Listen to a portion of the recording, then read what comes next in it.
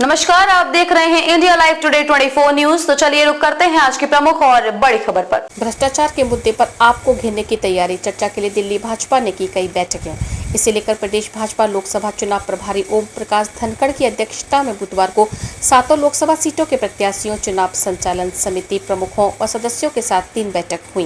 लोकसभा चुनाव प्रचार के लिए भाजपा ने दिल्ली सरकार को भ्रष्टाचार के मुद्दे पर ही घेरने की तैयारी की है। इसे लेकर प्रदेश भाजपा लोकसभा चुनाव प्रभारी ओम प्रकाश धनखड़ की अध्यक्षता में बुधवार को 7 लोकसभा सीटों के प्रत्याशियों, चुनाव संचालन समिति प्रमुख व सदस्यों के साथ 3 बैठकें हुई। इसमें चुनाव तैयारियों की समीक्षा की गई। सभी 41 चुनाव समितियों प्रमुखों से कार्य योजना पर व्यक्तिगत चर्चा के बाद सुझाव लिए गए। समीक्षा के दौरान चुनाव समितियों व अन्य मोर्चा पदाधिकारियों को 2-2 मिनट बोलने का मौका भी दिया गया। बैठक में धनखड़ ने कार्यकर्ताओं को नसीहत दी कि यह चुनाव देश को नई विकास यात्रा से जोड़ने का चुनाव है। दिल्ली के कार्यकर्ताओं को अपना पूर्ण समर्पण चुनाव प्रचार में देना होगा। चुनाव संचालन समिति में सभी अनुभवी कार्यकर्ता हैं। पार्टी के दिशा निर्देशों के अनुसार स्वयं अपना कार्य मार्ग तय व प्रशस्त कर प्रचार करें, ताकि दिल्ली में तीसरी बार 7 सीटें जीतकर कीर्तिमान बनाया जा सके।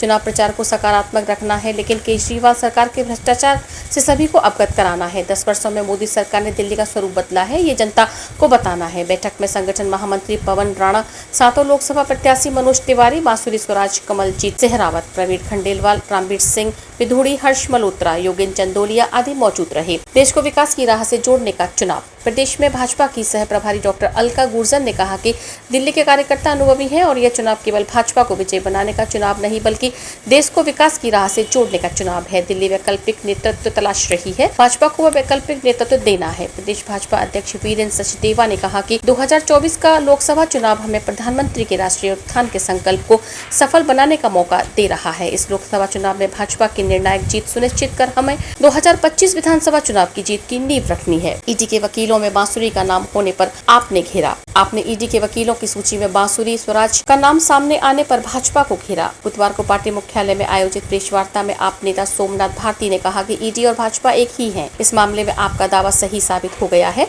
बांसुरी ने संजय सिंह के खिलाफ कोर्ट में ईडी का प्रतिनिधित्व किया है। 2 अप्रैल के अलावा 5 फरवरी व 12 मार्च 24 और 11 दिसंबर 23 को हाई कोर्ट के आदेश में भी बांसुरी का नाम है।